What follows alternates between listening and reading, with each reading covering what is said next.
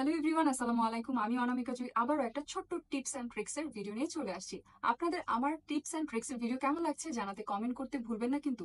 আর যারা এখনো আমার পেজটা ভিজিট করেনি, আমার পেজে লাইক ফলো দেননি এবং আমার চ্যানেলে লাইক ফলো দেননি, তারা অবশ্যই লাইক ফলো দিবেন এবং চ্যানেলটা সাবস্ক্রাইব করতে ভুলবেন না। তো চলে যাই আমরা হচ্ছে টিপসে। সো যাদের চোখ একটু ছোট, তারা অবশ্যই স্মোকি আই লুকটা অ্যাভয়েড করবেন। তারা চেষ্টা করবেন স্মোকি লুকটা না করার জন্য, কারণ হচ্ছে স্মোকি লুকটা আমাদের আইসটাকে আরো বেশি ডুবি করে দেয়, আরো বেশি স্মল করে দেয়, আরো ছোট লাগে। সো সেই জন্য যেটা করতে হবে যে যাদের ছোট আইস তারা এই ধরনের হাফ কাট ক্রিজ করতে পারেন, ফুল কাট ক্রিজ করতে পারেন, এই ধরনের লুক করতে পারেন। বা তো আপনারা হচ্ছে হাফ কাট ক্রিজ করতে পারেন এবং ফুল কাট ক্রিজ করতে পারেন। সেক্ষেত্রে আপনাদের আইটাকে বড়ও লাগবে এবং সুন্দর লাগবে, ফুটে উঠবে। এবং তার সাথে ওয়াটার লাইনে আপনারা হোয়াইট কালার অথবা নুড কালারের জেল লাইনার ইউজ করবেন, তাহলে আপনাদের আইসটা বড় দেখা যাবে।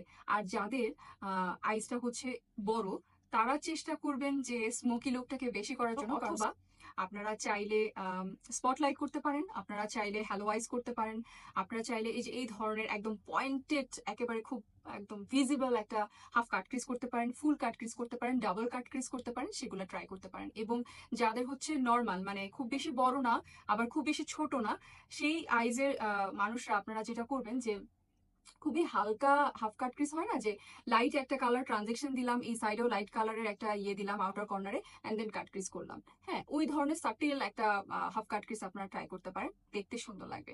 Thank you so much for watching.